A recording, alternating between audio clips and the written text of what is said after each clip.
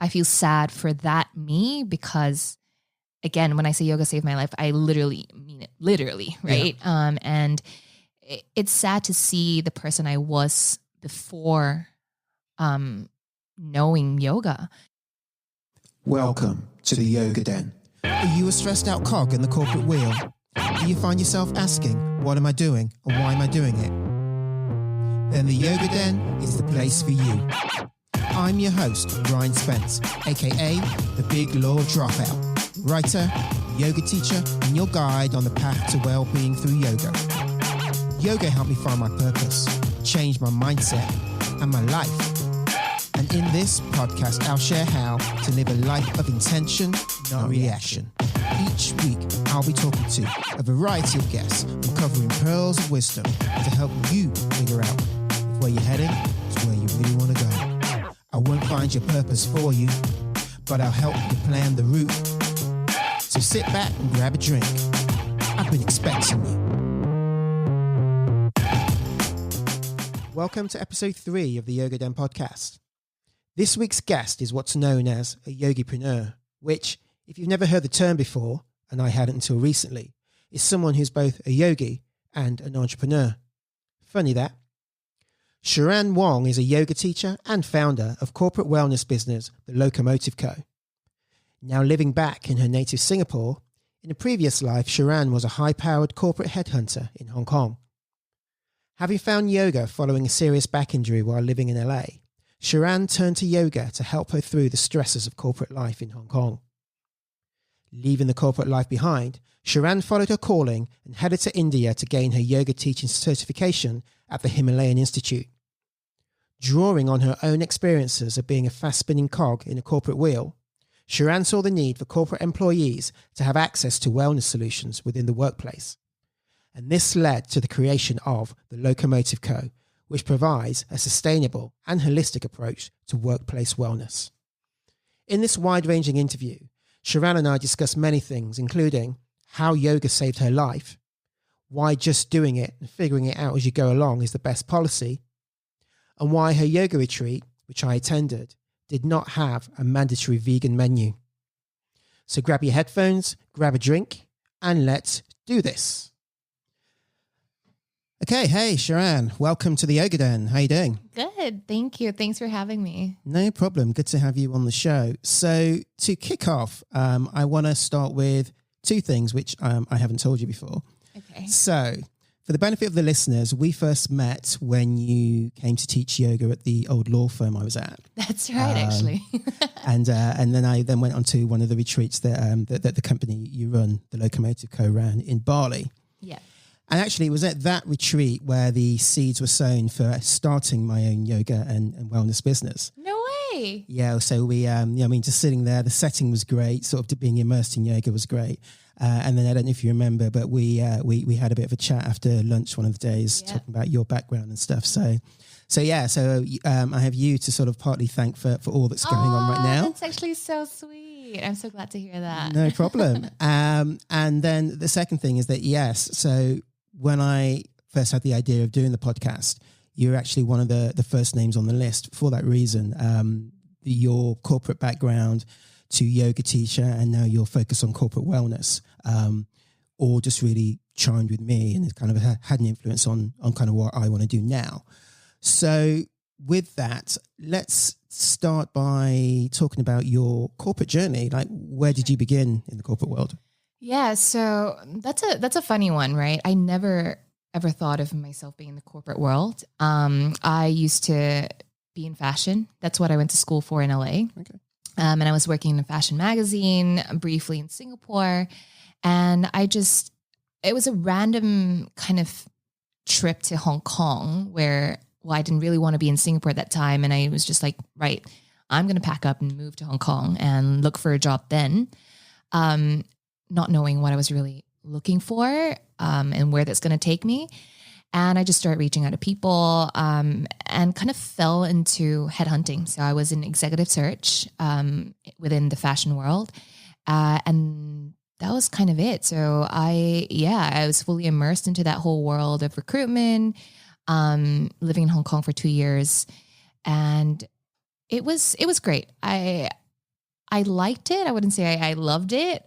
It was full of lots of stresses. And I think at that time, my anxiety and stress levels were on an all-time high. And my yoga journey had begun years back in LA because of my back surgery, which maybe we might talk about later. But in Hong Kong, that's when my yoga journey started to deepen, just because of the amount of stress and anxiety I was in.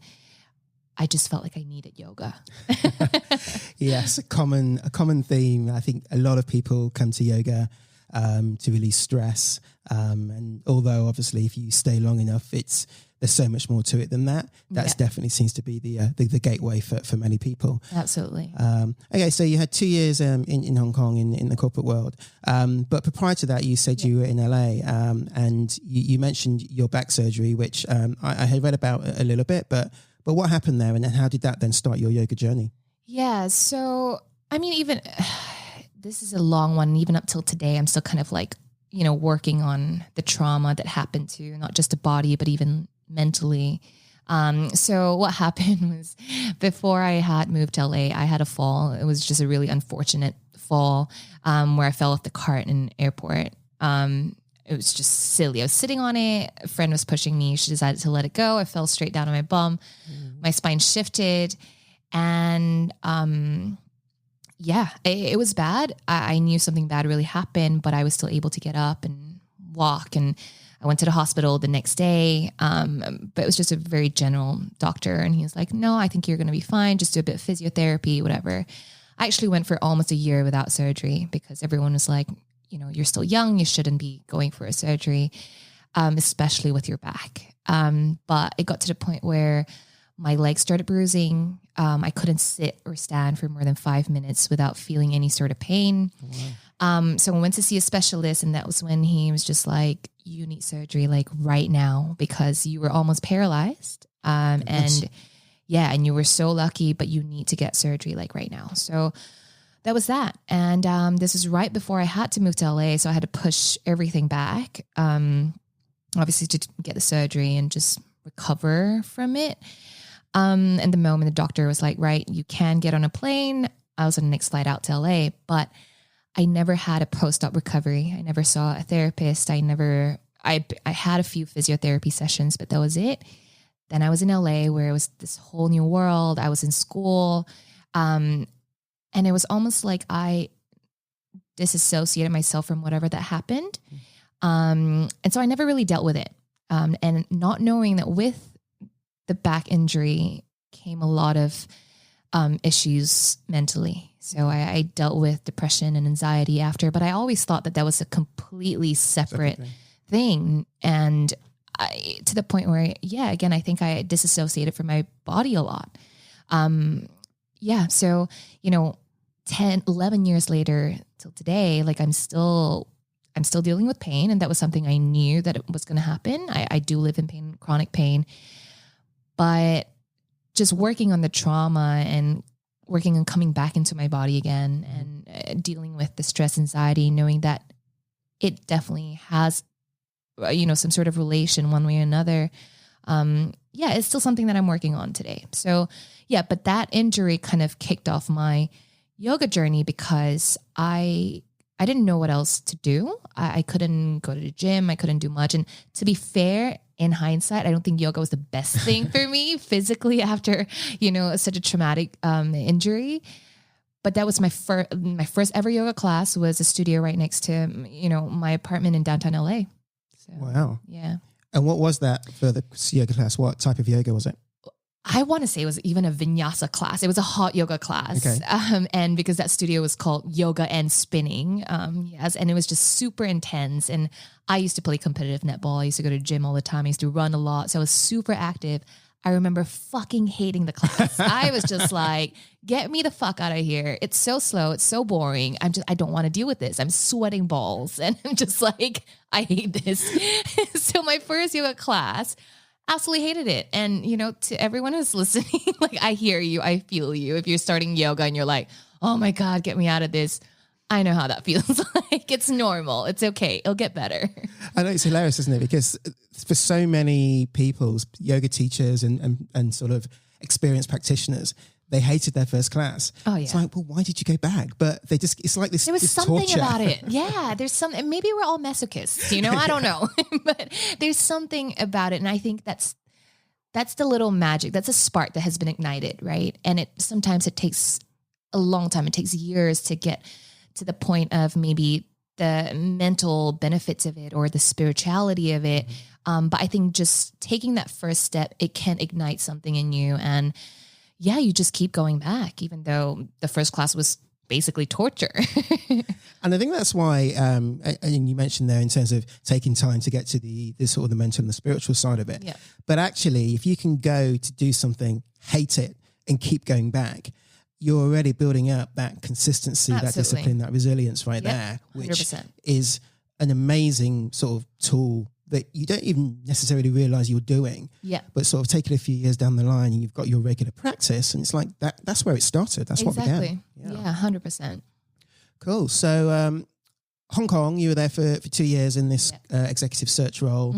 I guess, I mean, I've been to Hong Kong a few times and it's very much work hard, play hard. Yeah. There's a lot going on, but that then also takes its toll if you're working long hours and you're out all night, you're not getting enough sleep. It's really not good sort of physically and mentally. Yeah. So you said your yoga practice deepened in Hong Kong. What did that look like? How did you manage to fit that in with everything that was going on? God, I think now I see it so clearly, but when I was in it, I couldn't see it, right? All I knew was that it was my 1 hour to get the hell out of the office and just have time on my own, just to breathe, and be away from the desk, be away from all the shit that's going on in my head. Because, some of you might know, with recruitment, it's just such a money-driven business, right? And it's basically nonstop.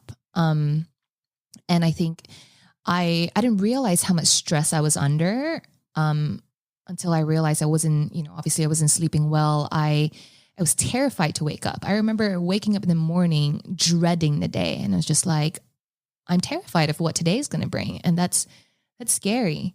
And then upon waking up, you're going to the office, and in Hong Kong, I mean, it's intense, right? It feels so claustrophobic sometimes. There are rats running around, the street smells, and this is like 7 a.m. and you get there and you're like, shit, here I am again. And it started to make me question why I'm doing what I'm doing. And I was so stressed. All I wanted to do was to go to sleep so that I don't think. Right. Wow. And so I realized I might have been struggling with depression, obviously anxiety and stress. It was a combination of all of it. And so going to yoga was my 1 hour of just, like tune out time, tune out and yet tune in. Right. And it started off again as a very physical practice. I loved the hot classes when I was in Hong Kong. I'm a very vinyasa based practitioner and teacher. I just love the movement and the breath. And that's when it happened. I was like, oh my God, the moment I started to pay attention to my breath, which is a really weird thing because for the longest time, I feel like we're not aware of the breath, right? Oh yeah, exactly. Yeah. And I think there was a day where it just kind of clicked and I was like, shit, wait, what? Like I'm aware of my breath. Like, this is real and this is what's keeping me alive. It sounds so silly. And I was like, this is great. So so I was practicing every single day. I would not miss a class because that was my saving grace. Wow. And then I started, speaking to teachers then, and they've had such a profound impact on me, whether they know it or not. Like I remember all the teachers that I've been to in Hong Kong.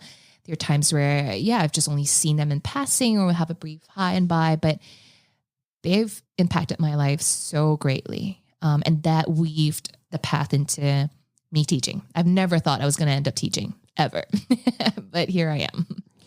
Yeah, that's funny because yoga is such a teacher driven thing. Yeah. Like you can go to a class and if you don't resonate with the teacher, you don't go back. But once you find that teacher you resonate with, you just find that it just works. Everything just clicks into place. Yeah. And I mean, we'll come to your teacher training in a second, but I know for mine, and my teacher said this at the time, he said, you'll go out there and you'll be mini-me's, but the idea is that you eventually develop your own style. And I see that the way that I say things and direct things is very much from the teacher, but it's because the teachers has such a profound effect on you, right? Yep. And that's kind of what's going to influence your practice going forward. Absolutely. And just try to find your own voice. And that's what's beautiful about the teaching journey, and also understanding that as much as we're teachers, we're also still students, right? And we're constantly learning. Yeah.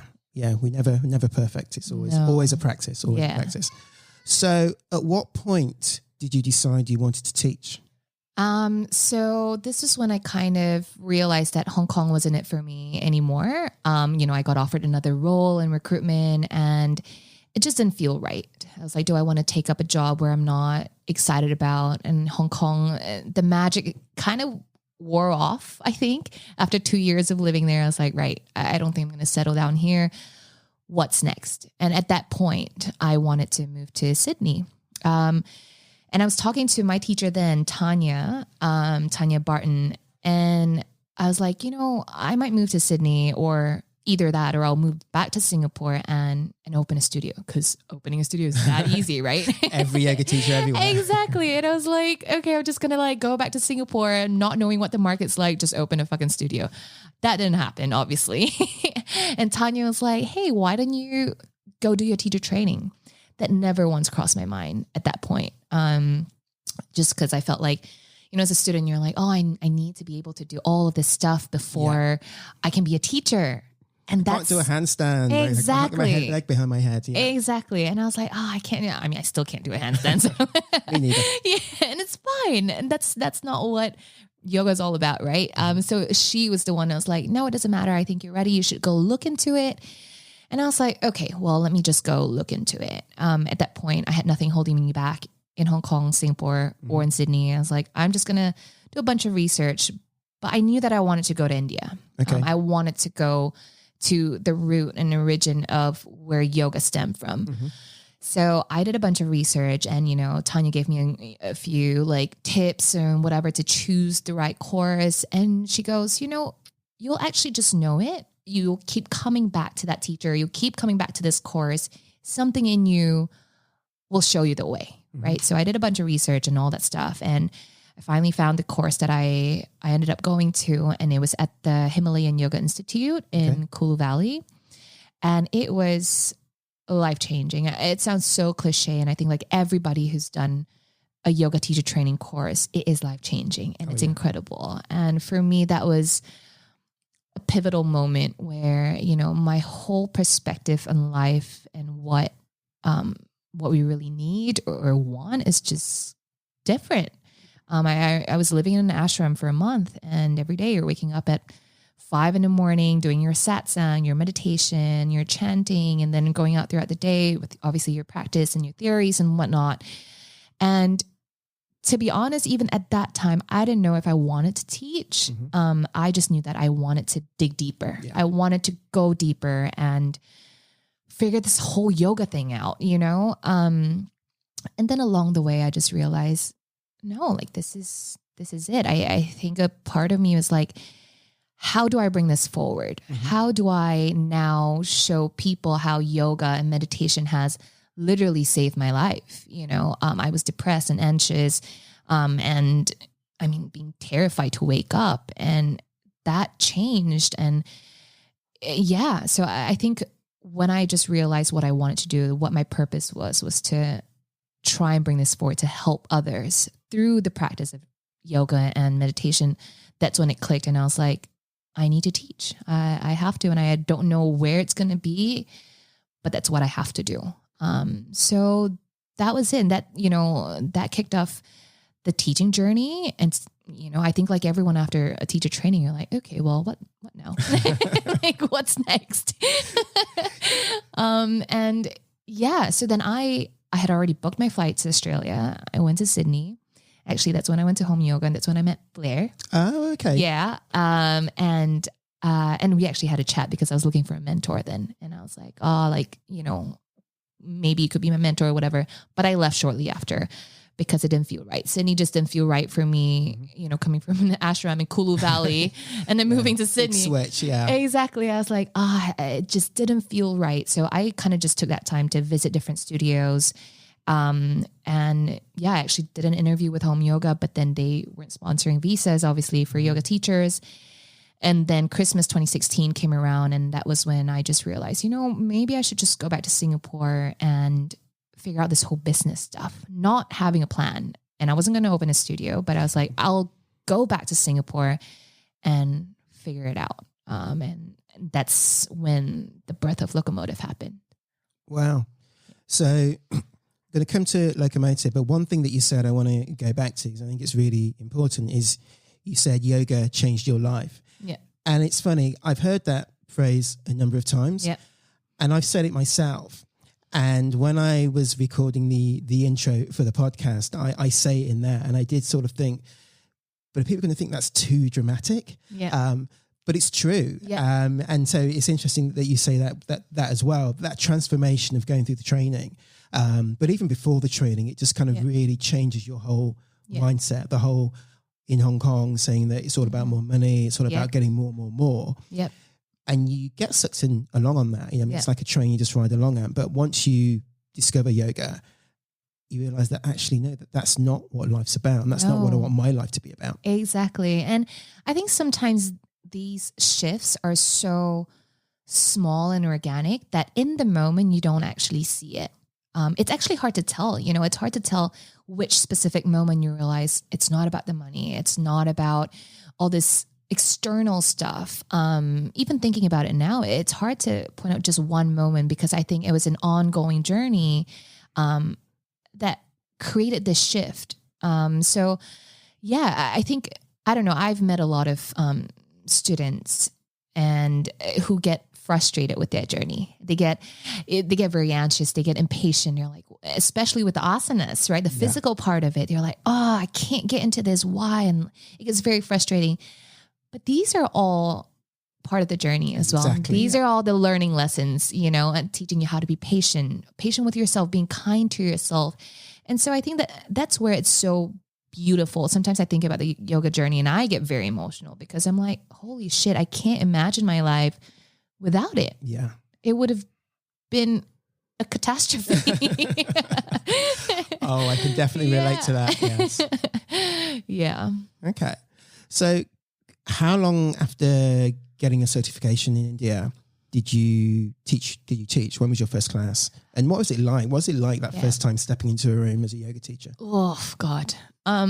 So I think I started teaching, obviously during training, you're doing all these classes and stuff. I think my very first mock class was in Sydney, at Home Yoga.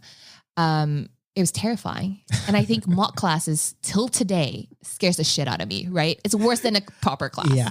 Yeah. So that was the first one. And then coming back here, I think to Singapore, I was just incredibly lucky with people who were just so supportive. So I had private clients, and they were, you know, these are friends or friends of friends who just wanted to support my journey, which I'm so thankful for because I wouldn't be here without all of that.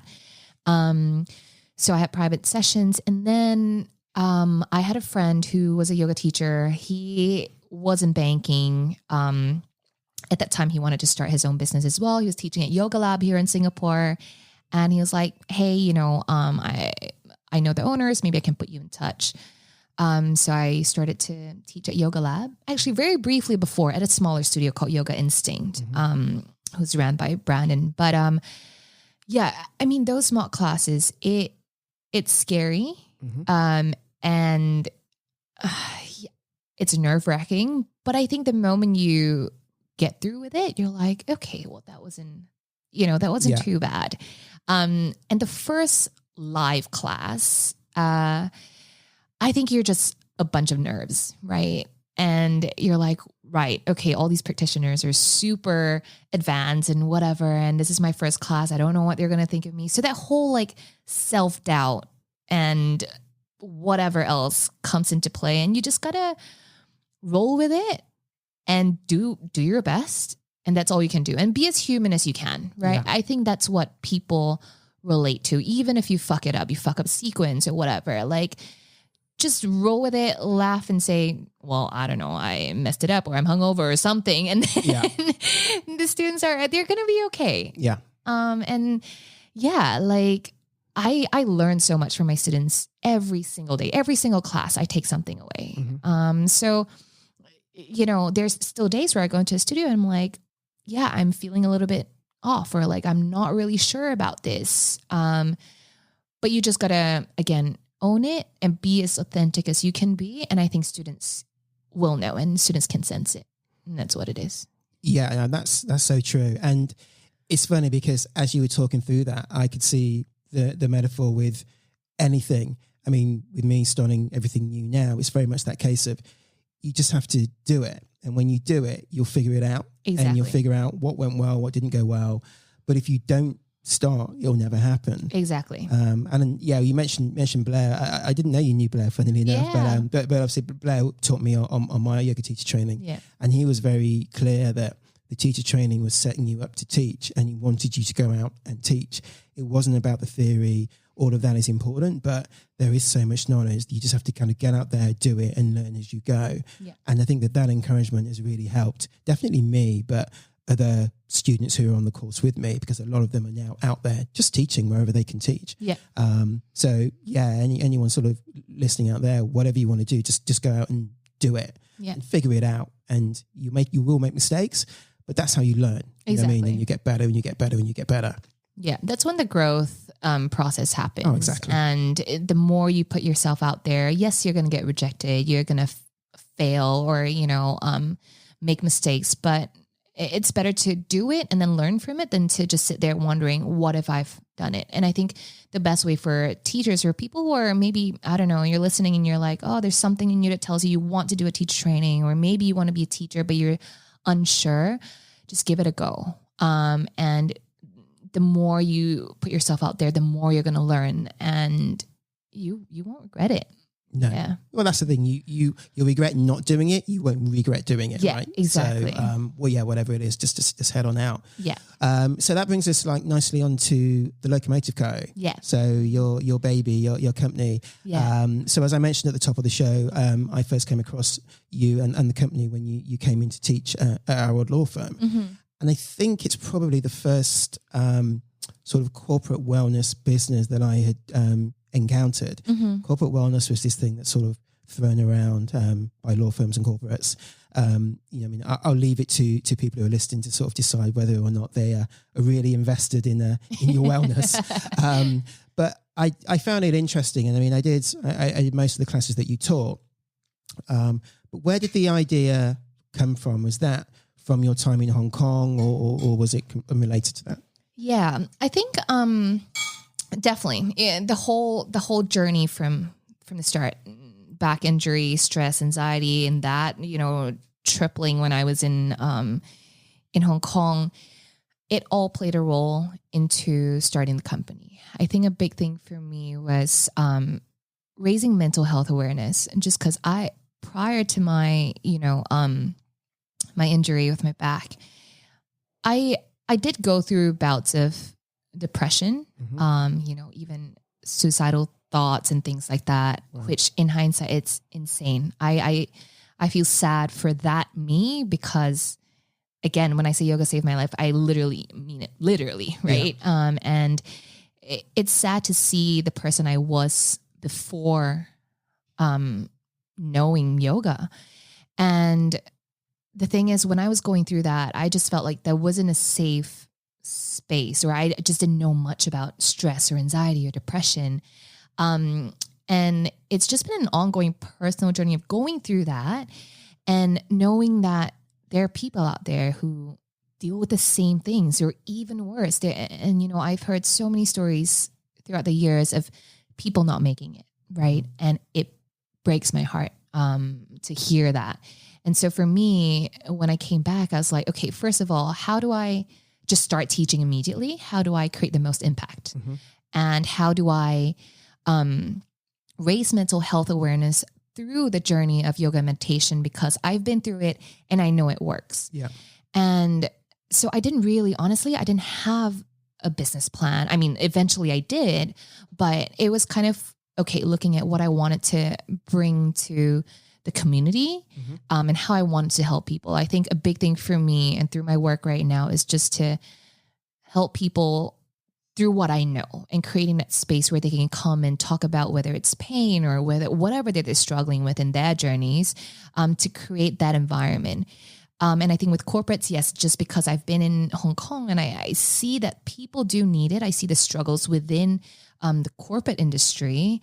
I was working with these C-level guys and yeah, they're stressed out and they're not sleeping. I've had private clients who had really big jobs and they're on sleeping pills to sleep, right? And they're struggling mentally, but they're so disconnected from their bodies.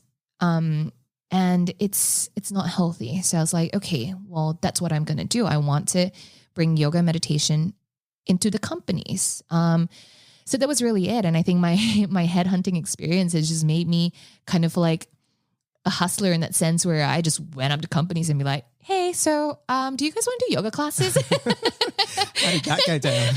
Well, good and bad, right? So I'll be like in my yoga pants going to meet these guys at like, I don't know, Morgan Stanley or whatever it is. And they must be looking at me like, what the heck? Right.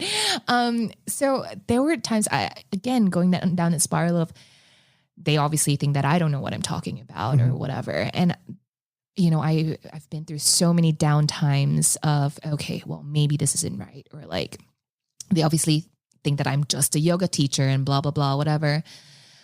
And it took a lot to come back to that point of, why am I doing this? Why did I start the company? And staying true to that and knowing that I know what I'm talking about and I know that I'm good at what I do. And it's taken years of practice and self-assurance because, there are times even till today I go into class and I'm like, fuck, like I don't know what I'm doing, or you get a bad review or a student complains or whatever. And it brings you down, right? There was a TED talk that I listened to ages ago where how they studied how humans, when something bad happens, they kind of sit in it for a much longer time, replaying whatever bad that has happened, as compared to when something positive happens. You're like, okay, well, great, pat on the back, I'm good. Yeah. But when they go through something bad and they were rejected, we just sit in it, right? That's natural human behavior. So how do we unlearn that, and give ourselves enough credit for doing something good and being good at what we do? So with Locomotive, I think we had a chat before the podcast and it's just constantly going back to the drawing board and seeing if something works and it doesn't. Cause I hit so many walls and even right now it's hard, right? With the current situation. Oh yeah. Companies are like, well, that's not our priority right now. Our priority is getting rid of people or cutting down budgets. I'm like, but the bigger picture is these people are working from home. They're working more than usual. They're stressed out. They're anxious about the future. Do you not think that that's something to address? Right. So it's getting better. From the time that I started the company up till today, people are becoming more aware. They want to know more. They know that mental health is important. They know that it's not just physical health that is the priority. But there were so many roadblocks, right? From budgets to companies not knowing what wellness is really. They're like, well, why yoga? I remember a meeting I had once and the reason they said no to what Locomotive was providing was because the employees decided that the budget in their, like committee thing or whatever, they wanted to go for a karaoke session instead. It's just like, oh my goodness. Wait, what? So it's very different. And I think it's not so much sometimes about the employees not willing to do it. It's systemic, right? Sometimes it comes from up top. And the success I found with companies is when, for example, a CEO or like the head of a team is an advocate for it. And then they bring something like that on board. That's when the change happens. Yeah. And we've had great successes, but we've also had to learn a lot of lessons, right? In terms of what we're providing. Is this actually what companies want? Yeah. And, coming back here, you're like, of course, for us, we're like, yes, of course, every company has to have yoga classes every day, meditation classes every day, breath work. but it's hard for someone on the other side. Yeah. Right. And we've all been on the other side before. Years ago, if someone came to my company and was like, yeah, we have yoga classes every day, we're going to be breathing for an hour, I'll be like, absolutely not. Definitely, without a doubt. It's you need someone who has had the experience and come out the other side, as you say, to be that advocate and to say, but no, this really works, because there is still, as big as yoga is now, and as big as meditation and mindfulness is now, there is still a lot of skepticism. Absolutely. And as for breath work, I mean, breath work it's kind of lower down because it's still quite new in terms of that global scale. Mm-hmm. And you sort of mentioned breath work and people are like, what, you're going to teach people to breathe? They kind of look at you like you're crazy. Yeah, exactly. And the thing is, now is when this is needed more. Yeah, and more than ever. Yeah, it's kind of counterproductive to say we don't have a budget, because now is when it's needed more. You need your employees to be productive, to be healthy, to be happy. And giving this to them will do that. Yeah, yeah. Oh, man. But stress is a key one, because in the industries the industry that you were in, the industry that I was in, it attracts all people who expect it to be these sort of high achieving type A personalities. Mm-hmm. You do the deals. That's kind of what it's all about. Yeah. Stress is kind of just something that you live with. It's almost like a badge of honor, and it has been for so long. Mm-hmm. And while those conversations are slowly changing in the public arena, I still think within the corporates themselves, there is still this sort of skepticism. It's kind of like, well, I did it this way. Why won't you just do it the same way? This is how it's supposed to be. This is how it works. Yeah. Have you kind of found that sort of resistance as well in your meetings that you've had? Yeah. I think it's a lack of, what I've realized at the end of it, there's a lack of education around stress, for example. People think that stress only happens when you're sat at your desk and a deal didn't come through, or you have so much work and, you're not sleeping and things like that. And if you're not stressed out, you're not working hard, and I don't know if it's something particularly in Asia, but it's global, huh? Yeah. And I think people need to change that mindset of what stress is, because, when your body is in constant stress mode, when it's in constant fight or flight, it's not healthy, right? It's detrimental to the body, to the mind. It actually makes you less productive at work. Oh yeah. And so, I do meet with a lot of resistance with, for example, with HR, right? Sometimes these type of wellness programs go through HR. It depends on the companies. Yeah. And HR wellness is at the end of their list, right? HR's role, I mean, I might be wrong in this, but it's hiring the best person for the least amount of money kind of thing, or other priorities. Yeah. HR, it could be a whole other podcast in itself. I won't go there. But yeah, exactly. And so, when I speak to them about wellness, they have no idea. So it's almost like we needed to spoon feed them what they needed to do. But even then they're like, well, actually the take-up rate wasn't that great for yoga, and they don't understand the long-term benefits of that. Mm-hmm. And so even if you say that, okay, it can help with stress levels and managing any sort of mental issues with employees, it's hard for them to see. And I think one big thing is that the change with yoga, like we talked about, a lot of it was not as tangible as we know, right? It's an ongoing process of growth and healing. But with these type of things, especially when you're trying to convince a company to purchase a package of whatever, yoga, meditation classes, etc., if they can't see a tangible change immediately or an increase in productivity immediately, they're like, well, this doesn't work. Yes. Yeah. So I think that was a big thing where, there was almost no way for me, especially when I started business on my own. I didn't have an app. I didn't have something to track your thing or whatever. It was hard to convince these guys to be like, no, trust me, it will work. You might not see it now, but you will. So yeah, definitely we met with a lot of resistance from companies. Yeah, because we're learning more about the brain and how that works and the nervous system and all those sorts of things.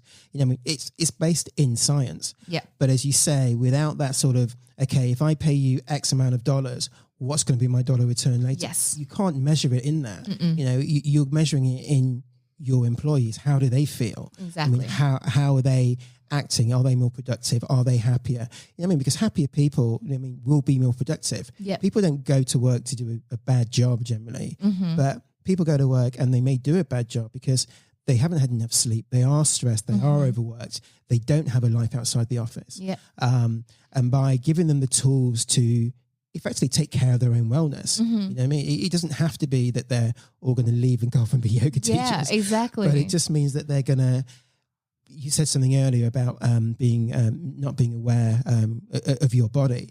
It's that awareness. Yep. Because I know what I found is once I started practicing consistently, I became more aware of my body. Okay, if I do this, my body does that, and it doesn't really like this, or this part is always a bit tight, or this part always. And that awareness then helps you to kind of almost self-medicate in a sense, you know, when you start to do things that work for you rather than work against you. Exactly. And I think it's this whole journey of, again, getting to know yourself better. Or at least I know that's what I'm trying to do with my practice and with everything that I do now, constantly knowing ourselves, because we're always there for others, right? Or like we get to know someone else, but why can't we do that with ourselves, right? Exactly. And yoga really does help you to do that. Like you said, you know, certain poses don't feel great and you don't actually have to do it, you know? And then being aware and just, again, coming back into the body, creating that breath and body connection and just being so in tune with yourself so that you are aligned in that sense. Oh, exactly. Without a doubt. I want to get to a stage where when I mention yoga to people, the first thing that comes back isn't, I can't do yoga because I'm not flexible. Yeah, exactly. I would love that. Like, it's not about that. No, it's not. It's not. Or like they will start doing something that they know from yoga. Yeah. And it's actually really great. I mean, I love having conversations with people and they're like, oh yeah, like I can do this. And I'm like, great, keep going. Yeah, because it is. I mean, as you say, it's, and I think it was probably day one of my teacher training, but it's self-inquiry, right? Yeah. It's you on the mat. It's, and once you get to that point, your practice changes. I mean, I know for me, and everyone has their own way of practicing what works for them, but I used to love going to classes with music. I always had music in classes. And then I started to go to a home where they didn't have music. I was like, okay, this is quite interesting. I can do this. It's okay. Then I did my teacher training and I just don't practice with music anymore. No, it's really weird. Exactly. Like if I'm just moving, like not going through a sequence, then I might, but my breath is what I listen to and what I follow. And it's not to say that people shouldn't practice with music. I mean, you have to do what works for you. But I just found it really interesting, that whole shift in my own practice. Exactly. Yeah. It really moves you. Yeah. So where did the name come from, the Locomotive Co? I want to, every time I see the name, I want to sing the Kylie Minogue song. I know. And so many people actually say, oh yeah, how's locomotion going? I'm like, oh my God, get it right. So funny, that one. For some reason, this word has stuck with me for years. I think it was in the Kylie Minogue song. It was from another song that I can't even think of the artist right now. But there was the word locomotive in it. And it just kind of fascinated me, right? So obviously looked up the proper meaning to it, the origin of the word, blah, blah, blah. And essentially what a locomotive is the engine, right? That drives a train forward. And the origin of the word, it's a force that creates movement. And so for me, I was like, this is actually perfect, because what I want to bring into the community here in Singapore is to create a change. And movement is yoga, and you're constantly moving. So Locomotive, actually, our slogan is change by movement. So yeah, I don't know. It's been a word that's been there. And then when I looked up the origin of the word, and I was like, this is freaking perfect. So let's just go with it. Yeah, I think it's interesting to hear that story, because change by movement, your slogan, I just think is such a great slogan. It just kind of encompasses so much. Yeah. And I often talk about sort of just being on a train, and the train's taking you somewhere, and you're not sure if you want to go where the train's going, but you're just on it and you don't get off. Yeah. So this train concept is with us throughout our life. And so having that sort of change by movement is, I think it's a great way of putting it. So I really like it. Oh, I was just thanks. get to hear the story of how it came. Yeah. So we talked about that there is this increased awareness in wellness. It's kind of flowing up and down. I don't know, do you only focus in Singapore? Have you seen a difference between Singapore and other jurisdictions, or has all the work that you've been doing for corporates been in Singapore, particularly now that we're online a lot? Yeah. So as of right now, actually, really good question. Never really thought about this. I think it's changing everywhere. I do follow certain businesses on their social media and looking at what they're doing online. I think there is a change globally. However, my work has been very focused on Singapore right now. But like you said, there's a huge change right now in terms of the whole online landscape. What that's going to look like, I have no idea. But I think it's definitely going to change the way people practice. I have no doubt people still love going to the studio and things like that, having your hands on adjustments, although we're not allowed to touch anyone right now. Yeah. But having that, being online, it's almost, there are no boundaries, right? So it's great. Obviously maybe more competition, but I think in the wellness industry, any sort of competition is great, right? Yeah. We're out there to help people and bring the work to them, and what, our journeys, our stories are, and anything that we can help better someone else's life is great. So, I think there are endless opportunities right now and endless boundaries. But with our work specifically, or for me, even with teaching, it's just been focused online. Although there was, a company who did a meditation course with one of our meditation teachers from Locomotive, and it was like an APAC thing. So we had the teams from Japan and Malaysia, whatever, joining in on the same call, which was really nice to see, because it was one of the opportunities where the whole team was together and they don't really see each other. So I think companies should actually just kind of take that to their advantage, right? And, do a class on Zoom, a meditation session on Zoom, a talk on Zoom, and have the global team join in, or APAC, whatever. I think it's a great opportunity for companies to really kickstart their wellness programs. Yeah. Yeah. I think it's a fascinating time, because I sort of started all this just in the midst of the pandemic. So for me, the online landscape it's new, but it's kind of what I know in terms of trying to get into the yoga and wellness space and set up a business. But it's opened up so much. And you were saying there about there sort of potentially being more competition. And what I've really liked is that I've connected with so many people globally that I wouldn't have connected with if we were still doing things in the old way. Yeah. And everyone is really supportive. It's kind of like, someone said something to me, I think it was last week, or it might be in the course I was on, where if we operate from a place of abundance, suddenly everything changes and things just flow to you. Yep. And I didn't know that that's kind of what I was doing before, but now I'm like, that's it. Because if you just sort of help people out, share people, promote what they're doing, kind of tell people about what they're doing, et cetera, without expectation, it just creates this whole beautiful stream of things happening, you know what I mean, that you wouldn't have expected. And that's what we're all here for, right? We're all here to help each other out. Like, we're all in the same journey together, maybe at different points of our journey, but we're doing the same thing called life together. So why not do it together, And I think especially in our work and where we're at right now, why not help? I think there is so much beauty in that. And like you said, when you act from a space of abundance, you're just going to attract more abundance, right? Than acting from a space of lack. So, yeah, exactly. And speaking of online, I see that you're sort of starting to grow your online presence. I'm trying to, How are you finding that? Because I guess for a lot of people, as I said, before 2020, like, there were people who did online and some people who didn't, maybe had a presence, but didn't really follow it. And now everyone's having to kind of really figure out. I know, like, me trying to figure out Instagram has been a hilarious journey, story for another day. But yours looks great, by the way. getting there. It's all a process. I've made many mistakes, but it's you kind of have to now, right? Yeah, so I've seen now that you sort of post the odd thing, and it looks like you're sort of, you've got some new photos. You're sort of ramping up a sort of whole. Yeah. So this is the thing. I just realized that I'm growing through this process, right? And I really wasn't the whole like Instagram type of person. And even when I was in fashion, I was always behind the camera. I would be styling things. I would be kind of like designing things, but I would never be in front of the camera. And so that was a big thing, because when you're trying to be online, you have to be all there, right? As your face, especially when you're representing yourself. And as yoga teachers, we are our own business, right? Exactly. And it's a learning curve for me.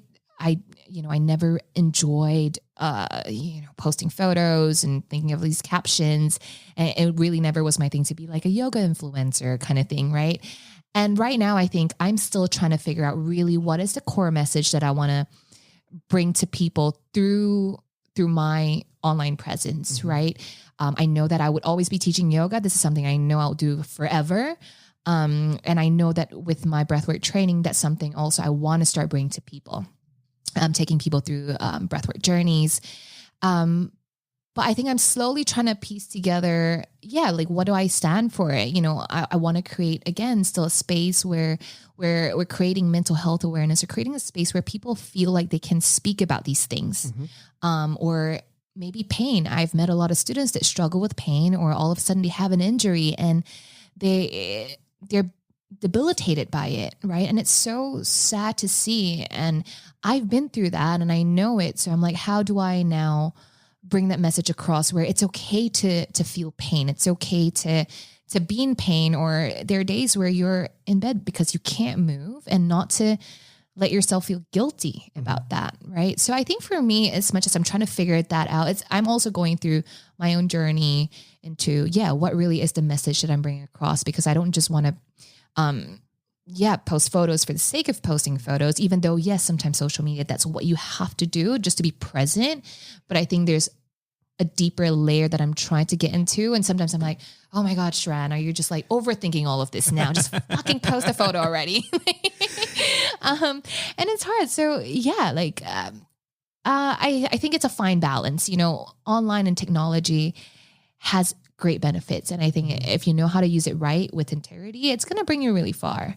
But I remember years back when I first moved back to Singapore, there's this whole big debate within the yoga industry of like, how much do you post on social media? What do you post on social media? As a yoga teacher, should you be saying this, blah, blah, blah. And there was this disparity within the yoga community. I was like, that's not right, is it? No, it's not. Yeah. And, and teachers were getting attacked for saying something that isn't that yogi, or like they post something and, they're not vegan, or they're vegan, but then they say all these stuff. And it's just like, God, it's such hard work, Maybe that also made me stay clear away from that, like social media for a while. But I think it's good because it's a channel in which people can come to for, content, advice, that, interaction. I think in a world that, especially being isolated, we crave interaction more than ever, maybe some more than others. I mean, I really enjoyed lockdown. I did too. Yeah, I know. I really enjoyed just going inwards and, doing the trainings and having my meditation, my yoga every morning. But we're all humans and where we need interaction and relationships. So social media has created a great platform for us to connect. And like you said, you wouldn't have met all these other people if not for what's going on right now. Oh, without a doubt. Yeah. Yeah. It's the technology is an interesting one because it's been really good in lots of ways. Yeah. But and it's funny you talking about the debates about what yogis should and shouldn't post, because they're still going on. Without sort of getting into the merits or whatever. Although people can make their own conclusions, but there's the whole QAnon thing recently, which I haven't really been following, but the people who are peddling conspiracy theories who are coming from the yoga and wellness world, and then there's been the backlash against them, which, I will opine on that one, which I think is right, because they're talking nonsense. Yeah. There's the whole cultural appropriation of yoga, which is really big at the moment. Again, important discussions to be had. But yeah, there is that, particularly as somebody new coming to it like myself, but also for anybody else. What do you say? And if you can overthink what you say because you don't want to say the wrong thing and then be attacked. So you don't want to then say nothing. And I think it just comes down to just being yourself. And Exactly. if you say something and someone attacks you, you can decide if they have a point.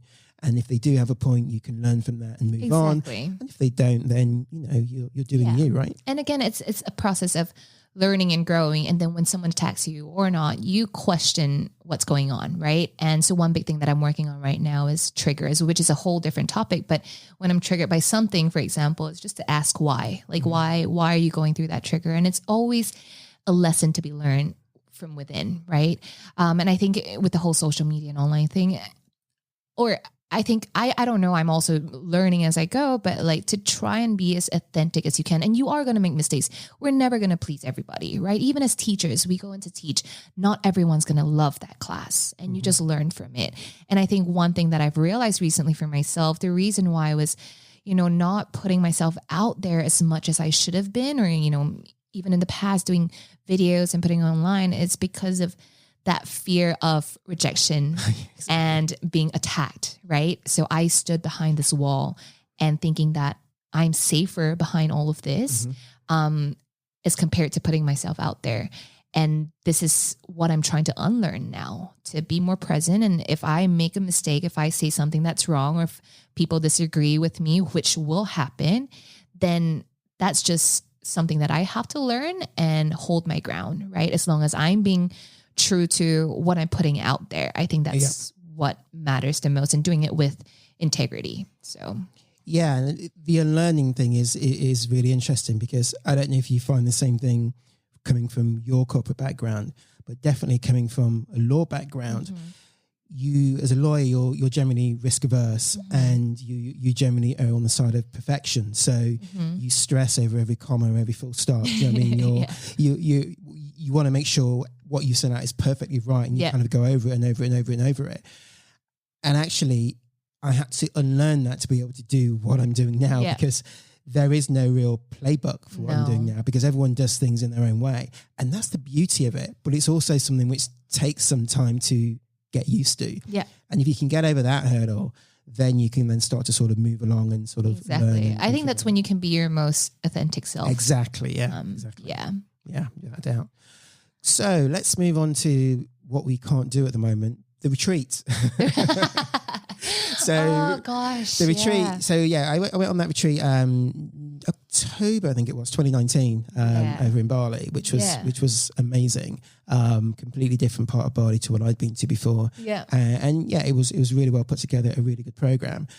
What made you want to do the retreat? Did you enjoy it? Would you do it again? Yeah, absolutely. I think I definitely enjoyed it. So both my business partner and I, Jules, who you met, she's in Bali right now.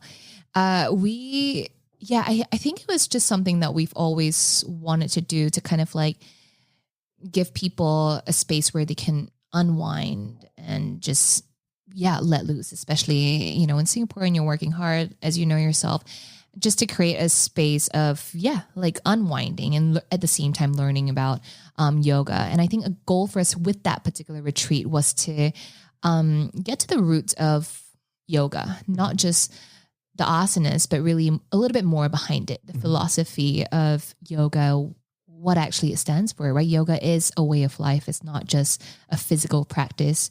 So really just going down to the very foundation of yoga. And, as with everything, when you have a strong foundation, then everything starts to grow and become strong. So I think for Jules and I, we've just always talked about, let's just do a retreat and bring a group of people together.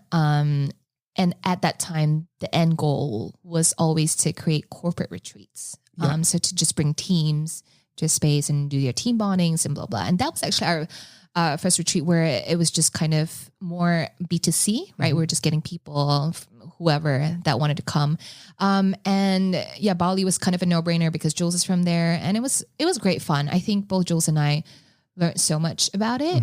But I think for me, I think it was for both of us, where we were just with people the entire time. Yeah. After the retreat, I remember on the way back in the van, both of us literally just passed out all the way back to Canggu. And we were like, right, tomorrow we're doing absolutely nothing. So we went to the beach, laid there, literally sat on a beanbag for hours and did nothing because it was so much of give so much. Yeah. And, I think now that you're teaching, you understand it too. Yeah. People are like, oh, but you're only teaching like an hour class, or like you only have 2 classes a day. I'm like, you have no idea. But it's a lot of energy that's being exchanged and stuff. Right. So, but it was super rewarding. I think for us, that was kind of like a point where, like even as a teacher, you're like, holy shit, I just did that. Like I just did a retreat. And, as a student, you never, or at least for me, I was like, I never really thought that I would have ran a retreat and people actually come to learn from me. Like it was so rewarding and so humbling, and I would definitely do it again. Although right now it's tricky. You just never really know. We actually had one planned for this year. I saw, Also at the Alila, but this time in Ubud. But obviously that's just not going to happen right now. So hopefully in the near future, something would happen again. But it was an amazing experience. I thoroughly enjoyed hosting you guys and just being there with everybody. And it was great. Yeah. And it was the testimonials that you got, obviously, that for us, the students, we all really enjoyed it as well. Oh, thank you. What I liked about it, and it's funny now because I'm going to sort of maybe kind of contradict myself, but I remember I'd looked at your retreats before and thought they'd be interesting. But what always annoyed me was that they were always like, yes, and the menu will be raw, or it will be vegan, or it will be. And at the time, being a committed meaties, I was like, I'm not going somewhere where I'm being told what to eat. Yeah. And I remember I spoke to you guys about that over dinner one night, and what you said I really liked, which is that you want people to kind of come and feel welcome and to enjoy themselves. They're there to enjoy it. Yeah. You don't want them to feel like they're being dictated to. And why I say I'm now going to contradict myself is because it was only a few weeks after that retreat that I actually became vegan. And still vegan now. But having that sort of space and not having that was interesting. And I've been trying to think, if I was running a retreat now, would I do the same thing? Because being vegan and having the thought process that I've got, it's just a real tension. Yep. But I think it's definitely the right thing to do. And I think that that's how you kind of get more people in. It's kind of making it accessible and not sort of saying, well, you can come, but you can't. Yeah. So this is a very tricky one. And I've had this conversation with a lot of people, right? As a yogi, like you're vegan or, you're a vegetarian and stuff like that. I think, we're all at different points in our journey. Once again, you can be a yogi, but you still eat meat. I've known people that even with their body types, they were vegan for a long time and then they got sick and then they needed certain things from meat. And the reason behind being vegan, I fully support. And I, honestly, I think it's the right thing to do. Right. And this is going to like rile a lot of people up and things like that. So we won't go full on. I'm used to riling people up. Yeah. But I think, do what feels right for you. Again, doing it authentically. For us, the reason why we gave that option was because, yes, we wanted people to choose what they wanted. And it's not that we didn't stand for being vegan or a vegetarian. I think even Jules, she was like fully vegan for the longest time. And, one thing that I actually read a book called Embodied Enlightenment recently, and she was talking about how do we live in our current climate, as humans we're the most advanced we've ever been. We have all the technology, etc. But we're also on a spiritual path. And well, to be fair, we're all spiritual beings living this human experience, as Brene Brown said.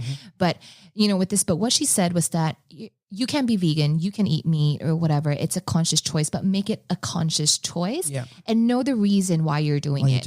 Right? So as long as you put into context why you're doing it, or for example, if you do choose to eat fish or meat, to acknowledge that, maybe even say a word of gratitude for the animal that died for you, because a lot of things, not just eating, but what we do now, we're doing it unconsciously. Oh yeah. Right. So what she was talking about, which I found it really interesting, was to bring more consciousness to your actions. And if you're choosing to eat meat, why? And if you really do decide to go for it, then say thank you. And yeah, so if you do run a retreat and you're deciding on the menu, you'll figure it out. At that point, you'll just, your gut will tell you what to do. Yeah, I think so. And it's a fine balance because, I mean, I'll probably talk more about this in future episodes, but I was very much, I'm going to be vegan, but I'm not going to be one of those annoying vegans in inverted commas. Not preachy. Yeah. But I must confess that I find myself biting my tongue a lot more these days. Yeah, because I think when you believe in something so bad, and for us yogis, we believe in non-harming. That's the reason why we, believe in not eating meat, right? It's a non-harming aspect. And if you feel so passionately about that, of course, you're going to try and convince people. It's like how, we as teachers, we tell people that yoga is good for you, right? And not everyone's going to want to hear it. But I think if it makes you feel like you've done the right thing, then that's all that matters. Yeah, exactly. Right? So. And I think what you said about making a conscious choice is key, because that's one of the things that I got from yoga, and I'm sort of trying to kind of get across to people in this podcast, is to live a life with intention. So you're intentionally doing whatever it is that you're doing. Yeah. You're not reacting to a situation. You're not just kind of doing it blindly, because we do lots of things where we don't question. Oh, absolutely. And this is the last thing I'll say about veganism for this episode. But I know for me, once I decided to make that shift and I started to think, but why do I eat meat? I never really questioned eating meat. Exactly. It was just something that you just did. It was there. You brought up doing it. Everybody else did it. Everything was geared towards it. Yep. But when I started to question it, that's when the shift happened. Yep. So as long as people just, as you say, think about why they're doing something and make their peace that they're doing it from a conscious place, then that's fine. I think so. Yeah. So, I know there's a lot of people who are going to shouting at me about that. We're going to have to do a whole other episode. But hey, I'm fully expecting that. It's fine. I can live with my choice. So how do you balance being a yogi and an entrepreneur? I'm finding that a little bit difficult in terms of trying to advance my learning on the business side of things and do certain things, certain courses, etc. But then also maintain my daily practice and my meditation, my breath work, because I think both are important. But it is sometimes kind of hard to get that balance. Yeah. Oh, it's so hard. And I'm glad that you brought that up, because I'm still trying to figure that out. And I think for the longest time when I started Locomotive, it was, I was kind of doing 50-50 on both ends. I was burning the candle on both ends, and I just felt so tired and so burnt out. I'll be, at that point with Yoga Lab, when I first started teaching, I'll be doing like 15 to 20 classes a week. Wow. And still trying to figure out how to grow Locomotive and meeting all these guys in the companies, trying to convince them that they need to do yoga and meditation. So actually, it was only very recently that I kind of decided that for this year, 2020, I am going to focus on myself and upskill myself. So I was going to do my next teacher training. I was going to try and, do another course in something. And that ended up being breath work for me over lockdown, because I wasn't able to do my next teacher training. And obviously with COVID, everything shifted, but I had actually decided with my business partner to kind of, put Locomotive on hold, because for 2019, it was a great year for us. And we did a lot of things, hit a lot of milestones, but I think we also needed to kind of reassess what we're, bringing out to the companies and what they're actually looking for. Okay. So again, we kept going back to drawing board. And it's hard to balance. I think I would say don't stress yourself out too much, right? Because I go through this cycle of when I'm not teaching, for example, I had this constant anxiety inside me where I was like, I need to be doing something with Locomotive. I need to be speaking to companies. I need to be figuring out what to do with the website. I need to business develop. And there were days where I got so anxious because of that stress that I ended up doing nothing. Yeah. And I was like, okay, Sheranne, that's not healthy. So I think for me, I had to consciously tell myself, it's okay if I'm not teaching and I'm not doing anything with Locomotive. I can take a day off. I can go to the pool and just read a book, and that's completely okay. So right now, I think I'm finally at a place where, with Locomotive, it's there. I'm not actively business developing or whatsoever right now. If companies need us, we are still there. But my goal was to focus on myself, doing this whole social media thing, or just really building up myself as a brand, and also learning what I want to provide. If I have a clear vision of, okay, well, I want to just teach yoga full time and do breath work. That's what I'm going to do for right now. And I'm not going to stress myself out with the other things with the business, because it is hard, and we also need a break from it as teachers, even with the practice. I don't know if you feel it, but there are days where I'm practicing and I'm not actually a student in that practice. I'm trying to get inspired. I'm trying to learn more things, Plan your sequence for the next class. Exactly. Right. So there are certain days where I practice and I'm like, okay, this is just my practice. I'm a student and I'm practicing for me, and that's it. It's never going to be a perfect balance, because there's always going to be something in the back of your head being like, I need to practice, but I also need to do this course to learn something. But maybe just give a day in the week to, really check out from all of it. And I recently, I told my friends, I was like, you know what? I just need a yoga detox. Like, as ironic as that sounds, I'm like, I'm not going to practice yoga. I'm not going to teach. I'm just going to take a break from all of it, because when you're living and breathing it and it's your work and you're teaching every single day, it can get a bit tricky to find that break or balance. Yeah, I think that's the misconception, is that that yoga is a cure-all and will cure everything about you. And also that if you're a yoga teacher, that you're always positive, you've got everything figured out and everything's in balance. And it's just like, no, we're real people. No, yeah, we're humans. It's not like we're going off and sitting on a mountain and sort of practicing in isolation. I wish. I would love to do that. Yeah. I mean, that's one of the things I loved about my teacher training, although it was in Singapore and it would have been nice to have been elsewhere. Yeah. It was still this immersion in yoga for basically 20 days. That's all you thought about. But it's not the real world. You have to function in the real world. You get angry. You have to stand in queues. You get annoyed. People don't do what they're supposed to. I mean, all those sorts of things still happen to you. Yeah. It's just that you're now aware of them, and also you have the tools to deal with them. So. Exactly. Yeah, I know. Sometimes people are like, oh, but like you were mad at this, or like you're stressed out. Like, why? I'm like, dude, like I just teach yoga. I'm not I'm not Buddha. Yeah, I'm not enlightened. Exactly. It's I want to be. To enlightenment. We're not there yet. Exactly. This is why we're doing the yoga. Yes, all these misconceptions. I'm trying to demystify them here. So we're coming towards the end, but I've still got a few more questions. Yeah, I'm a big fan of morning routines. Yes. Do you have one? Yes. And what is it? I wake up and I meditate. And that's the first thing I do. And then I make my bed. Okay. And then I go brush my teeth. And during lockdown especially, I was so strict with this because there was no routine whatsoever. You kind of created your own routine. So I sleep with my phone on airplane mode.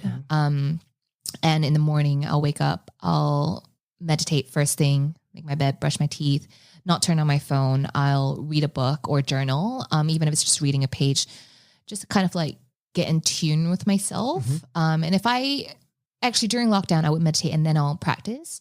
Although right now it's a bit tricky. And then only after I've done all of that would I turn my phone on. Okay. So that is kind of my little morning routine. It's not super fancy, but it was just one of those things that really kept me sane during lockdown. And even now, like I have to meditate once I start. Yeah, because if I don't, then it's kind of like in the back of my head and like, I haven't done it and I'm not in check. I'm not grounded. And there are times where I literally have to sit on the floor so that I'm like, and tell myself to ground down because otherwise my day is just like chaos. And so, that's my morning routine. Yeah. You notice that shift when you don't meditate. I got into that habit of meditating and practicing every morning. Yeah. And the last sort of couple of weeks, that's a bit out of whack with the time difference and lack of sleep. And I definitely notice a difference. Yeah. Right. So like when I can get back onto my routine, I'll just feel a lot more centered, a lot more in control of my day. Yeah, exactly. And I think like that's what all these people who've been doing researches on having that morning routine or like waking up at 5 in the morning and starting all that stuff. There's so much truth to it. So I always tell people, because I've had a lot of friends and students ask like, do you meditate every day? When, how, what's the best time, blah, blah, blah. How long do you do it for? I would say if you're just starting on your meditation journey, even just, a minute of sitting up in your bed and just breathing, that conscious breathing of, just inhaling from the base of your spine to the crown of your head back down, just do it even 5 times.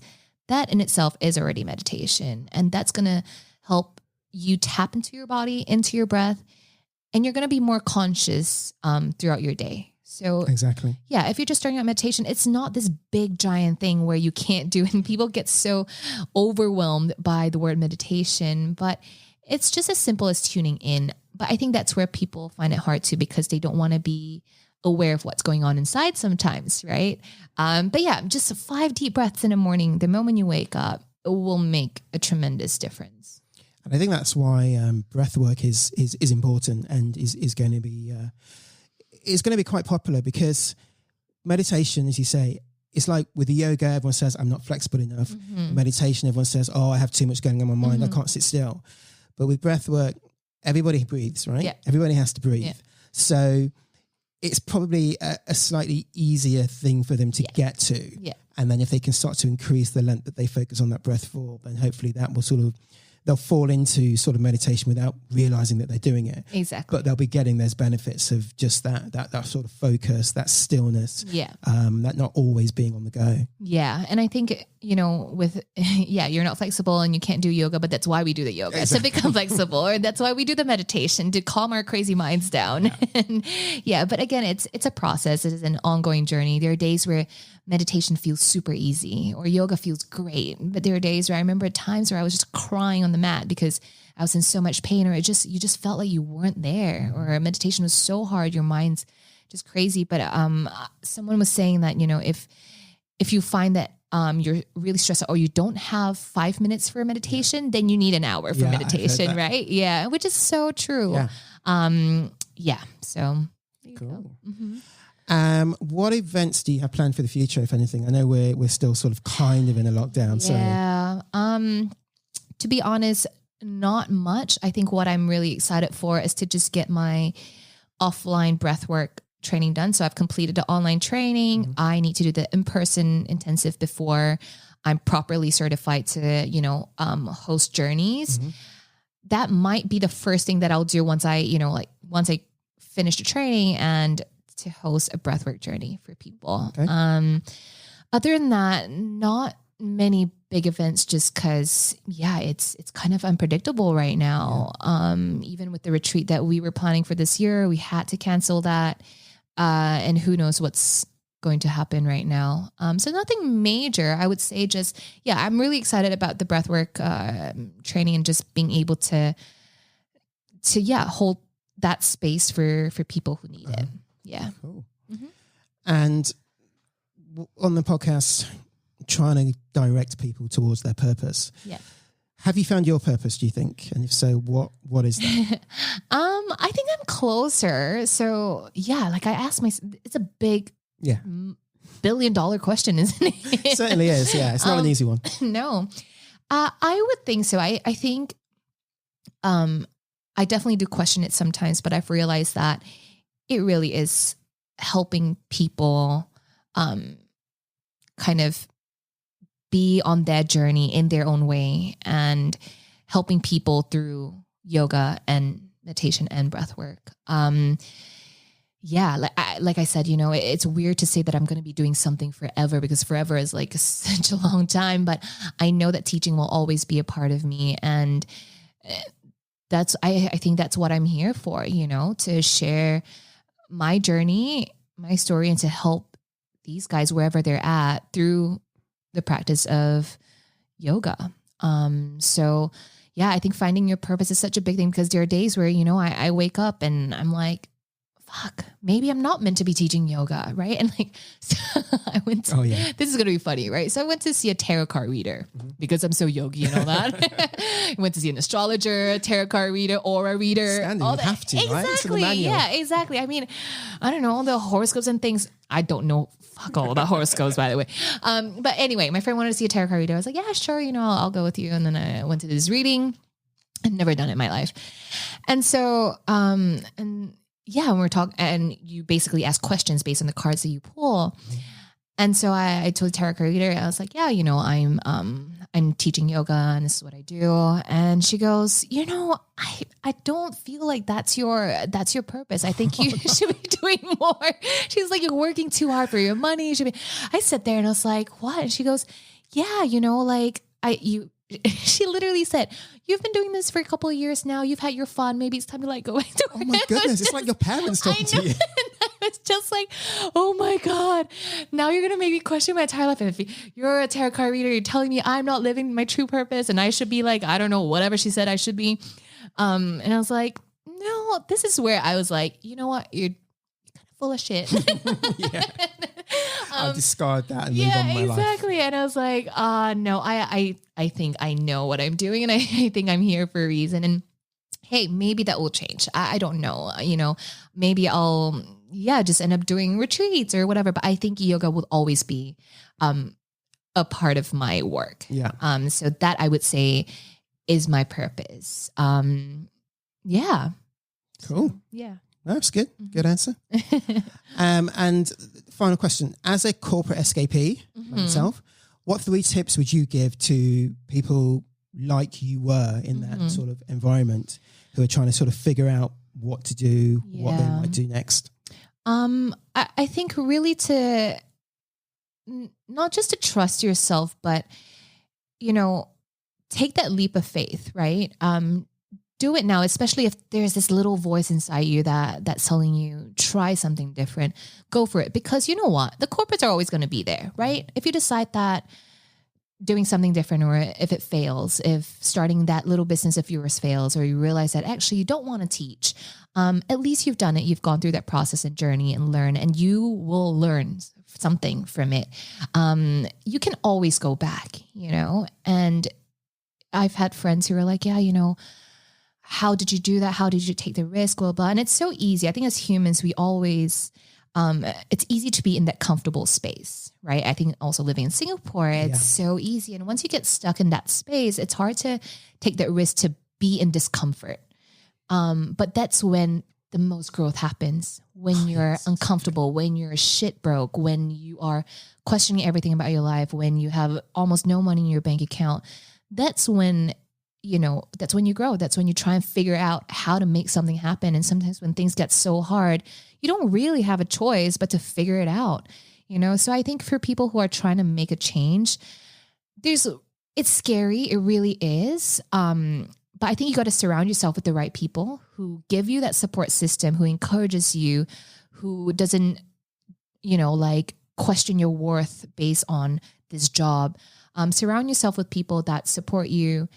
And then just do it, because you can always go back. But if you choose to stay where you are in that space of comfort, but you absolutely hate your life, you might be there forever and you're just going to be miserable, right? So just do the thing, like feel the fear. There's a quote, feel the fear and do it anyway. So I don't know. I think I was very lucky because I had such a great support system around me. My family was very supportive, even when I was like, yeah, well, I'm just going to pack up and go to India and figure it out. And I think for you too, with your wife and your friends supporting you, it made that transition easier. Yes, of course. So when you have that, just go for it. And then if you realize that you hate it, you can always go back. Cool. Yeah.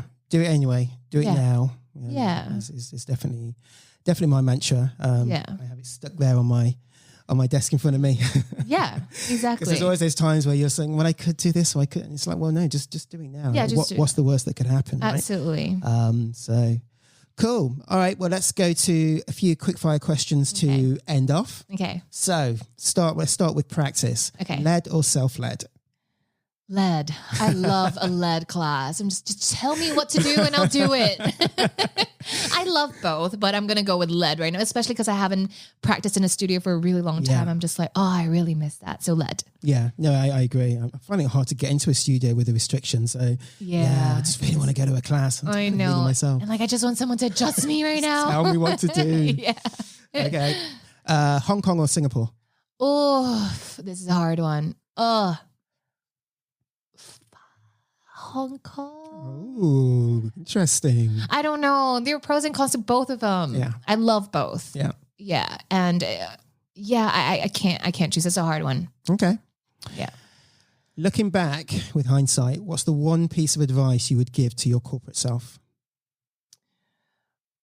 Oh God.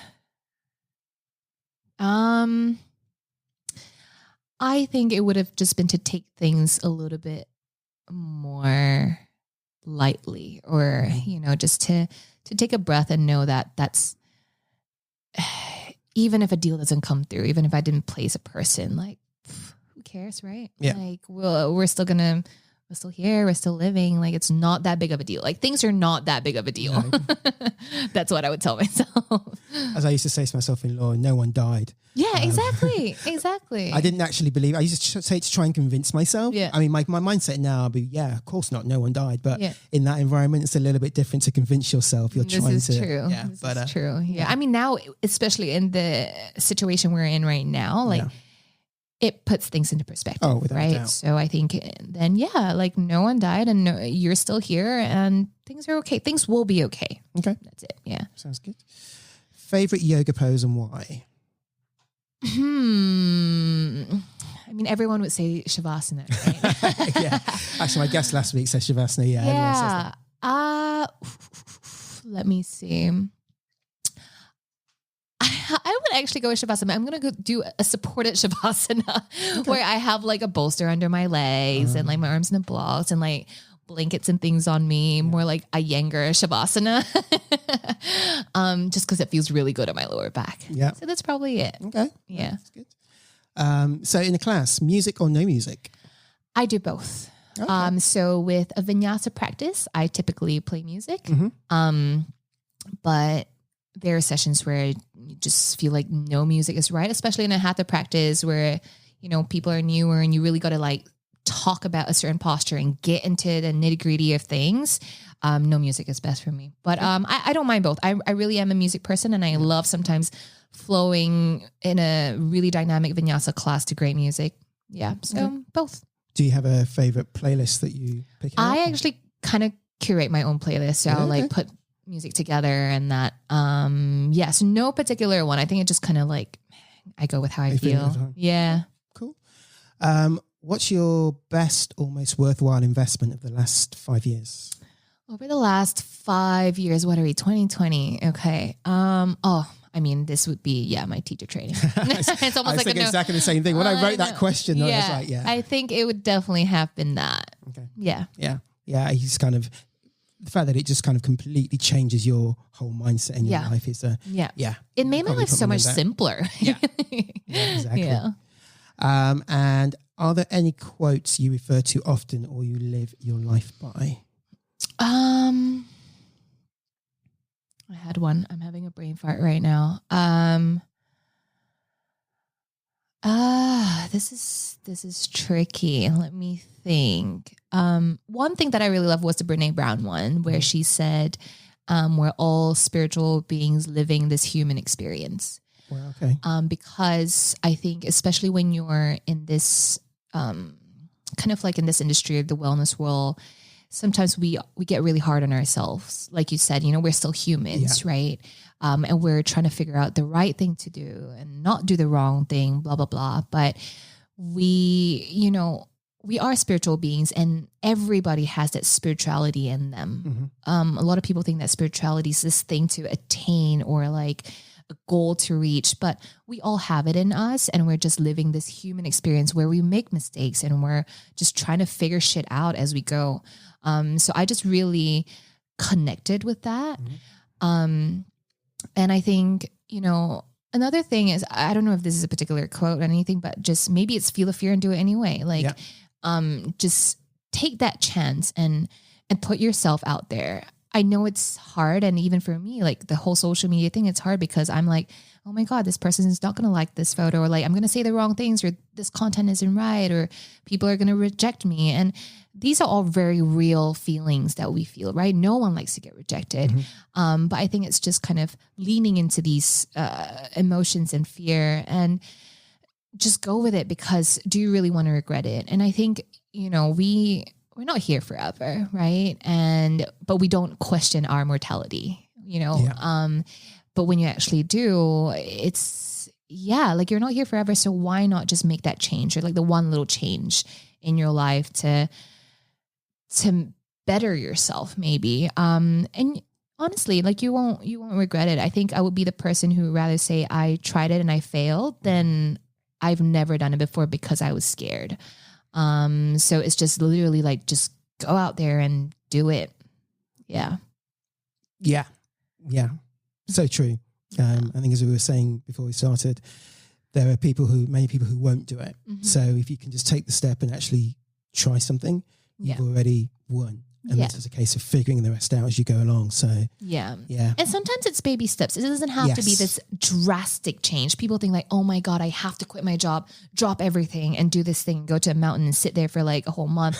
But like, you don't have to. I think it's just making little steps to it. You know, it's like, I don't know, going for a class or like learning something new about starting a business or whatever it is, just taking little steps. That's going to slowly bring you closer to what that goal is, right? Yeah, and I think that's why if you can figure out your purpose or have a sense of what it is, and then just take, even if it's just one step each day, because you know where you're going. So if you know where you're going, then it's easier to kind of reject the things that don't fit in with your path.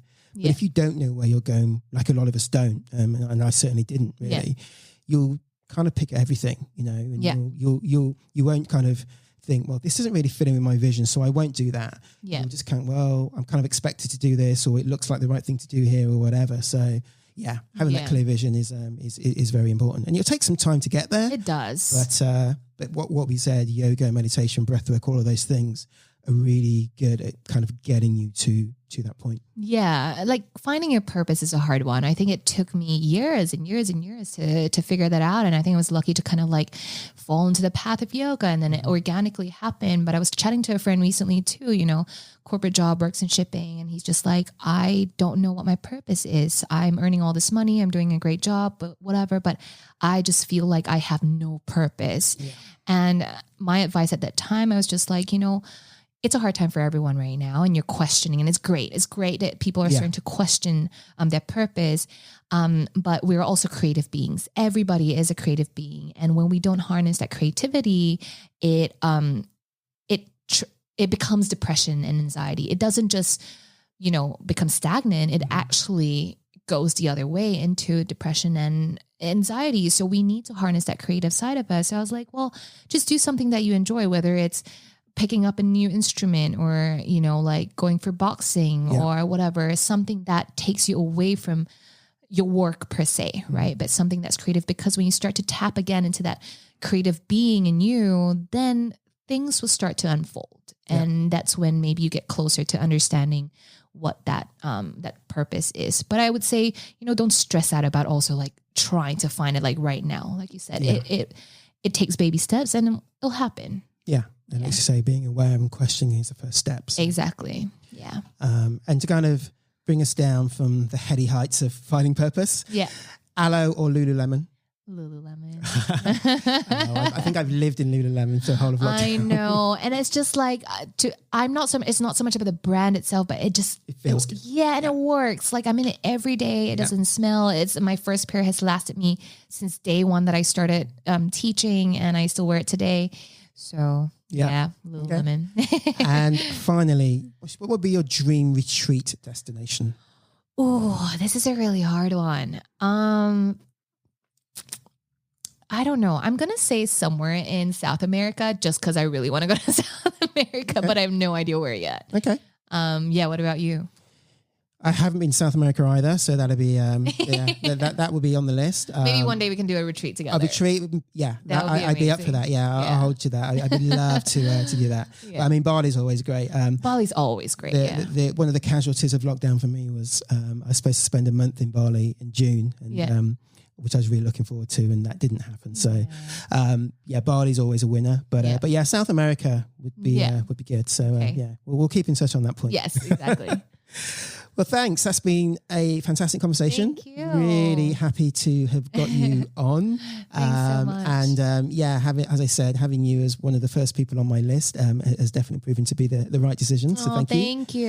Hopefully we'll speak again. Of course. I mean, once there's no lockdown, you know what I mean, your breathwork qualified, you're kind of figured out where your current direction is in terms of the business.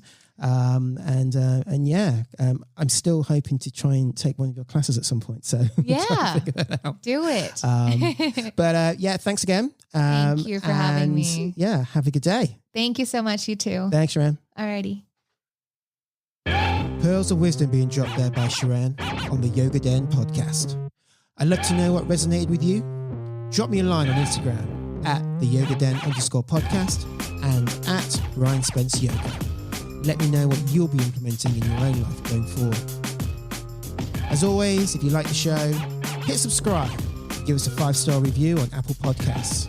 This really helps in getting the show out to others and lets me know to keep creating more episodes.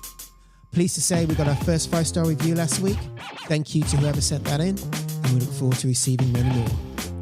Until next time, eat plants, give thanks, do yoga. Peace.